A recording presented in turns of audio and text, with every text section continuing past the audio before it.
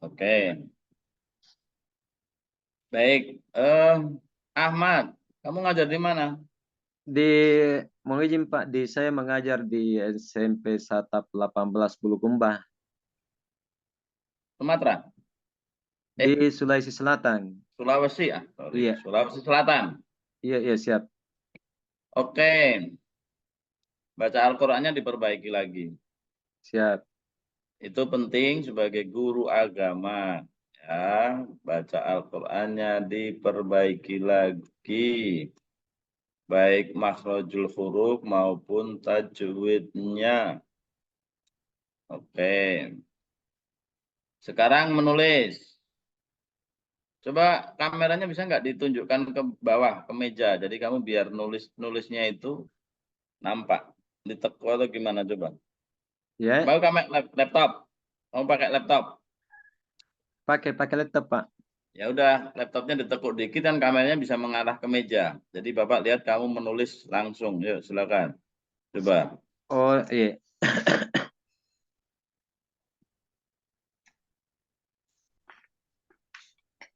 Siapkan alat tulis, mushaf Qur'annya ditutup, nah ditekuk gitu. Terus lagi, biar turun lagi, nggak apa-apa. Kamu nggak kelihatan wajahnya. Nah, kelihatan iya, kamu nulis. Biasanya kalau Bapak ujian kayak gini pakai dua kamera biasanya. Jadi satunya HP dari samping sehingga nampak kamu mengerjakan sendiri. Jadi masuknya itu dua Zoom. Nah, kemarin karena kita belum koordinasi ya, ya wis lah. iya, Pakai iya, laptop aja ya, turunkan lagi biar Bapak lihat. Turunkan lagi kameranya, ditekuk lagi. Nah, oke. Oke, iya. sekarang tulis surat Al-Fatihah. Oh, Bismillah sampai akhir. eh, Ya, mulai dari satu Al-Fatihah. sampai ini Pak. Al-Fatihah, Bismillah sampai akhir. Oh iya, iya.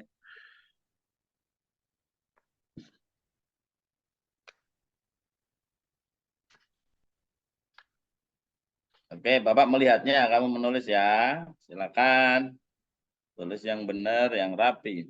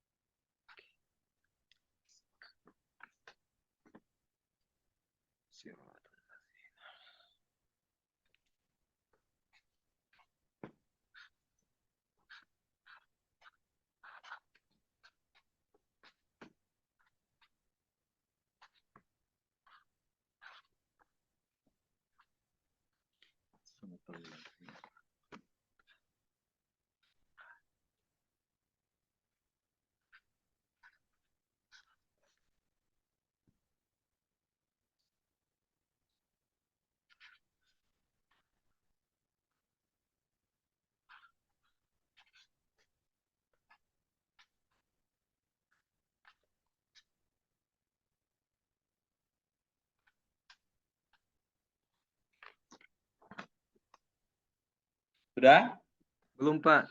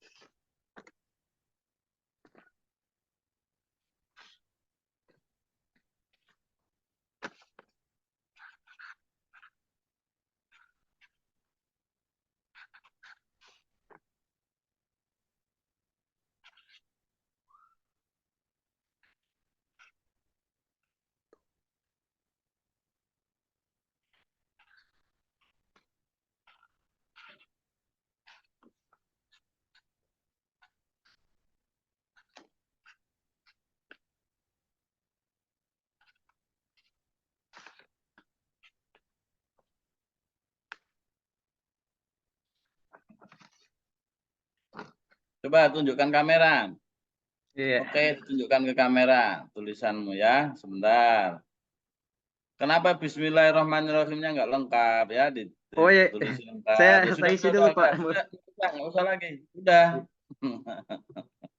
Wong Bismillah aja nggak lengkap, Pak, Iya. nggak ada titiknya ya. Oke.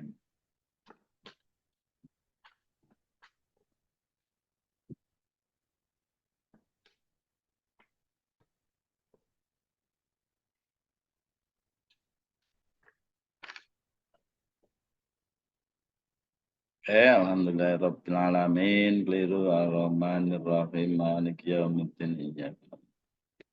Naik kan, naik ihdinas siratal ladzina. Sudah cukup. Jadi Ahmad sudah cukup. Iya. Ahmad, kamu tidak terbiasa menuliskan ayat-ayat Al-Quran walaupun hal yang paling mudah yaitu Al-Fatihah. Apalagi kalau tadi yang Ali Imran itu misalnya 1 sampai 5 gitu ya, pening kamu ya. Baik, belajar lagi karena masih banyak kesalahan. Nanti kamu cek lagi kalau sudah selesai ujian ini, tulisan kamu nggak usah ditambah, dikurangi. Kamu cek pakai mushaf Quran, mana yang salah ya, dikasih centang atau silang, biar tahu jumlah salahnya, salah harokat, salah nulis huruf, gitu ya. Nanti difotokan, difoto hasilnya, dikirim ke Bapak Japri aja nggak apa-apa, jangan di grup ya, Japri. Nanti kan cari nomor Bapak di grup kan ada. Yang Baik, yang saya sekarang baca tadi silakan itu, Ustaz. simulasi praktek. Yang saya baca tadi, Apa? Ustaz.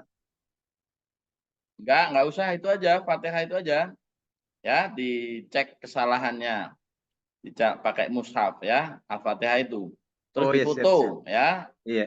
Kamu silang-silang. Kalau perlu pakai pulpen yang merah nyilangnya. Biasa kamu ngoreksi murid kamu loh. Kamu sekarang mahasiswa Bapak ya, Bapak dosen kamu ngajarin, Bapak ngajarin gitu. Biar kamu merasakan, menikmati ya. Kalau dicoret-coret memang keliru ya gitu. Iya, siap, siap. Nah, Iya. baik. Kemudian sekarang silakan mempraktekkan simulasi mengajar. Perhatikan, simulasi mengajar, cuplikan ini tidak harus lengkap.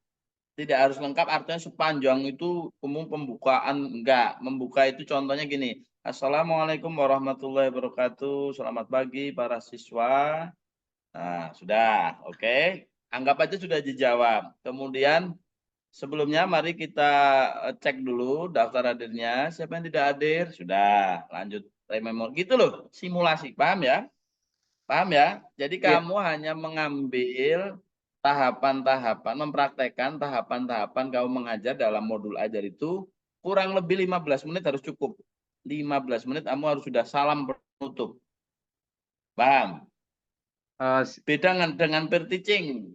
Beda dengan peer teaching. Kalau peer teaching itu agak lengkap tapi pendek. Ya. Kalau simulasi ini karena Bapak cuma melihat cuplikannya, apakah kamu melontarkan pertanyaan, apa kamu menjelaskan pakai apa eh, bahan ajar atau media belajar, ya kan? Apa kamu mengevaluasi siswa? Nah itu semuanya dipraktekkan, ditunjukkan sama Bapak. Paham? eh iya Pak, cuma nggak usah menampilkan namanya yang ini model pembelajaran Pak. Gimana? Tidak perlu menampilkan model pembelajaran ini Pak. Ya boleh, tapi kan tidak keseluruhan kamu menyampaikan. Waktunya karena cuma sebelumnya 30 menit satu mahasiswa. Oh iya siap, Totalnya. iya Tadi siap sudah siap. berapa menit ini kita? Iya, jadi saya Nah, nanti belum tampilkan ada saja Pak di. wawancara. Nanti Bapak akan wawancara modul ajarnya. Kan belum. Ini baru masih satu lagi, terus satu lagi. Jadi waktunya nanti biar biar enggak habis lah, cukup. Masih ada temanmu berikutnya juga. Iya jadi Nanti Bapak akan ngoreksi. Kalau misalnya kamu kelamaan, Bapak, ayo step berikutnya gitu. Jadi yang penting tahapan-tahapan kamu mengajar sesuai dengan modul ajar, kamu praktekkan. Paham ya? iya Oke, silakan mulai. Ya tentu dimulai dari pembukaan. Assalamualaikum sampai nanti menutup wassalam gitu ya. iya Silakan. jadi izin saya tampilkan Pak. Boleh ditampilkan apa PPT misalnya boleh, tapi tidak seluruhnya dijelaskan. Yang penting kamu step gitu loh. Iya siap Oke siap ya? siap. Ya, silakan.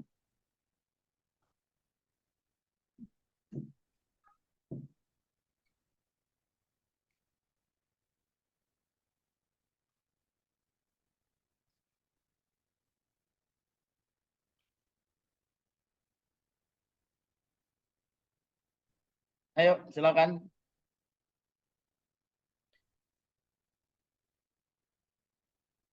Sudah kelihatan Pak? Bahan ajarnya belum nampak. Kamu share screen. Iya.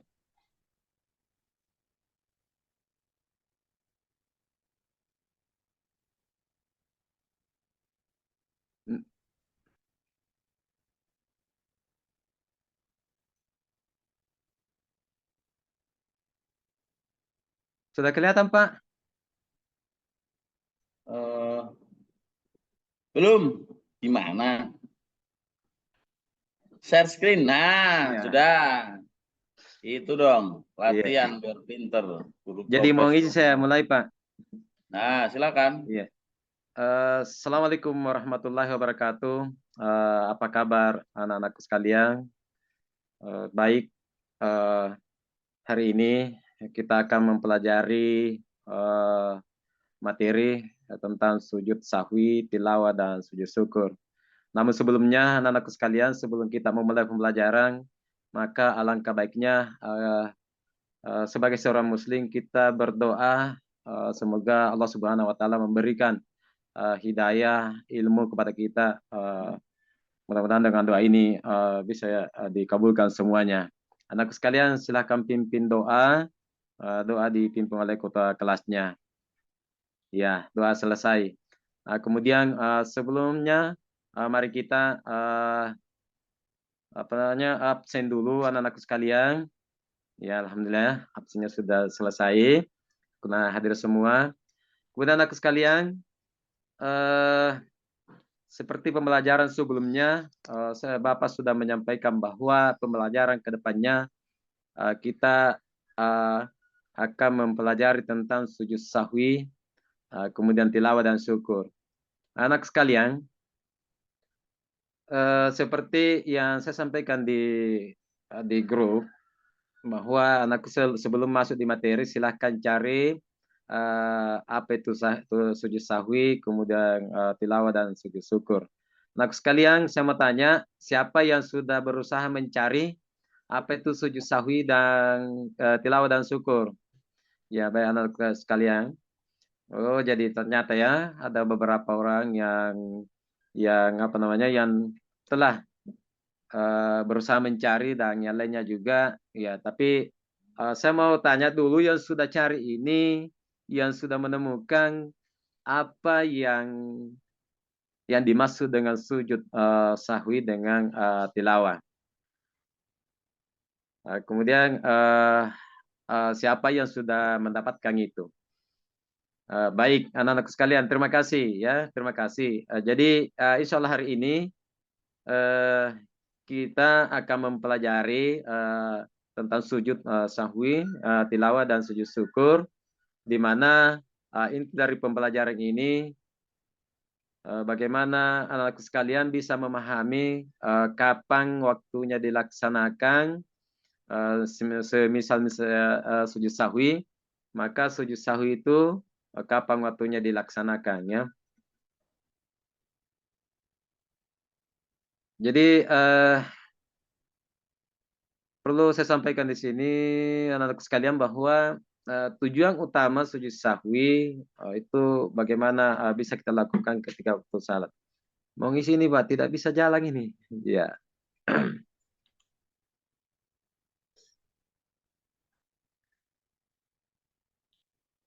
Iya, jadi anak sekalian yang perlu kita pahami di sini bagaimana bisa anakku sekalian bisa memahami itu yang mana eh, pengertian, kemudian ketentuannya, kemudian tata caranya, kemudian menjelaskan apa itu hikmahnya. Jadi ada 4 tugas yang akan kita embang hari ini, akan kita laksanakan hari ini, yang pada intinya seperti biasanya kita eh, membagi 3 kelompok, di mana yang kelompok pertama itu akan membahas tentang sujud sahwi, kelompok kedua itu membahas tentang sujud tilawah, kemudian yang ketiga membahas tentang sujud syukur.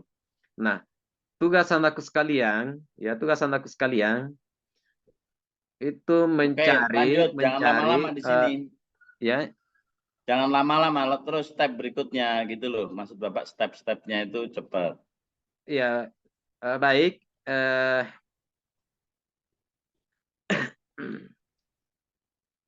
Nah, ini anakku sekalian, dasar hukumnya mempelajari tentang sujud ya, sujud ini khususnya sujud sahwi.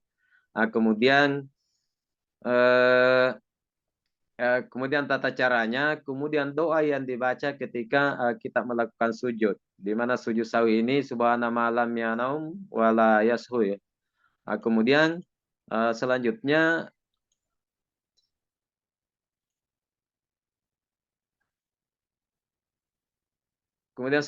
adalah bagaimana kita mempelajari tentang hikmah ya, hikmah dari sujud sahwi tersebut. Kemudian kita lanjut. Anak sekalian saya kira sudah paham semuanya. Kemudian tugas kita, silakan anak sekalian bagi kelompoknya, kemudian masing-masing kelompok sebentar sesuai dengan perjanjian kita di awal di suasana kelas atau di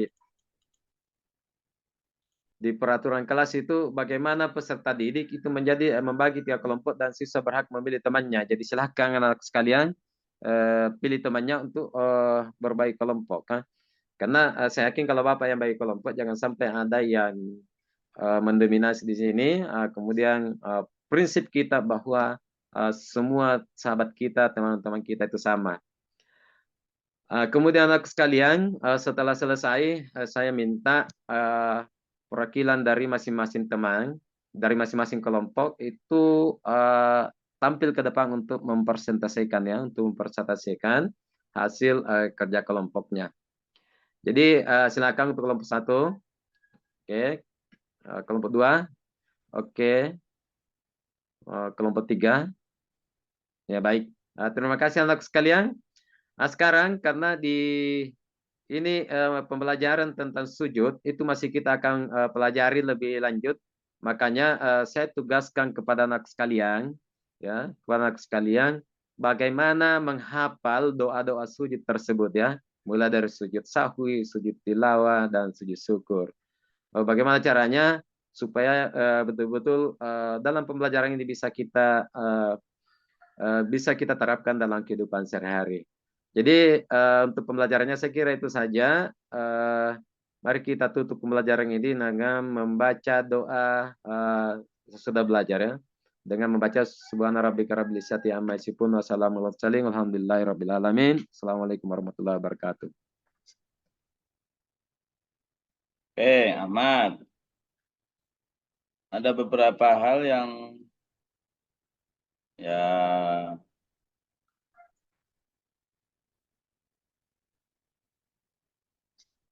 perlu untuk apa?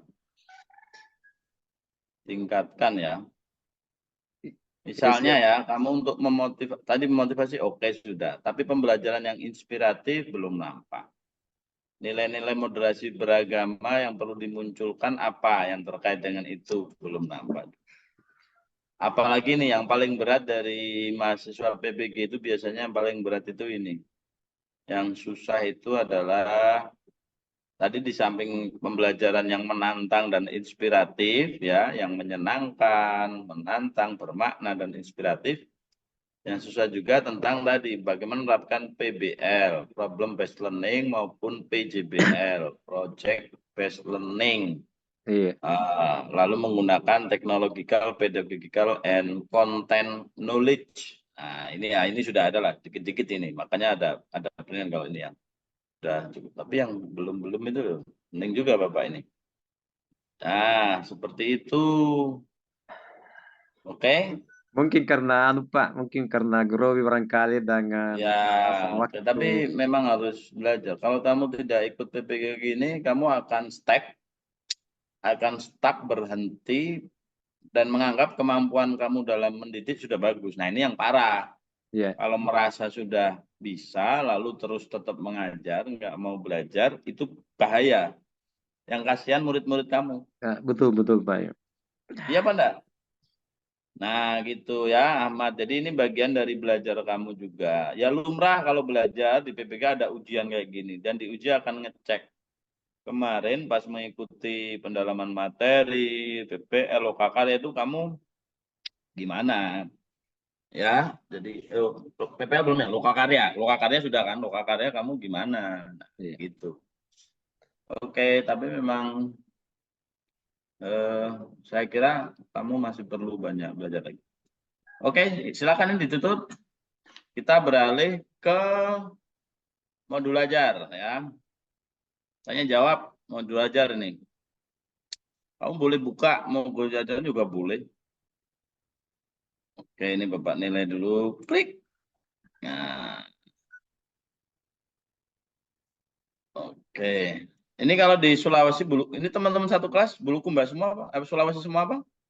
Iya, kebetulan yang satu kelas ini orang Bulukumba semua, cuma saya juga tidak ada yang kenal sama sekali. Enggak, Oh, enggak. Bulukumba, Bapak belum pernah masalah ke sana. Iya, iya. Ya nantilah kamu ke Jogja kalau sudah wisuda itu ke Jogja datang nemui Insya Bapak. Allah, Pak. Oke. Sama ini Bapak mau tanya, emang kalau di sana kalau ngomong iya itu jadi iye gitu?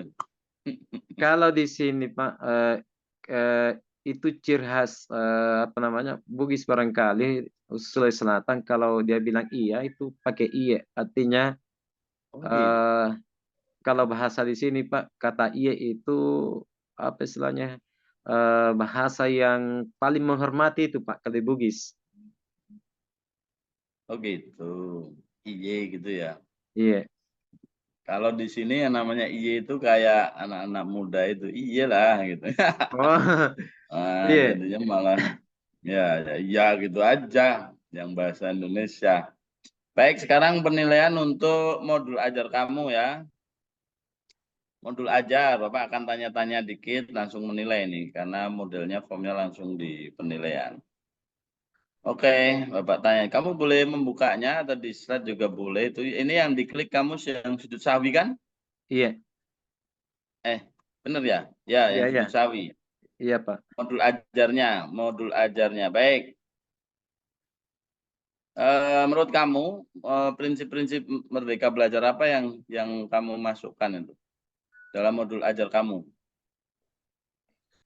Yang Jadi sesuai dengan prinsip-prinsip Merdeka Belajar apa? Misalnya contohnya apa di modul ajar kamu? Adanya apa misalnya? baik Pak. Jadi prinsip yang Merdeka Belajar ini yang pertama yang saya lakukan itu bagaimana yang pertama itu saya melihat situasi dan kemampuan siswa. Kemudian kami biasanya itu melakukan asesmen, di mana asesmen ini untuk mengenali dasar utama karakteristik seorang anak didik, karena yang perlu saya kembangkan di sini bahwa dalam proses pembelajaran itu di tahap-tahap awal kami tidak berdasar kepada pengetahuan semata, tapi bagaimana semua siswa itu bisa difasilitasi untuk belajar. Jadi sebagai kesimpulannya bahwa prosesnya pengetahuannya itu nomor dua, tapi bagaimana siswa itu bisa berproses sebelumnya, Pak.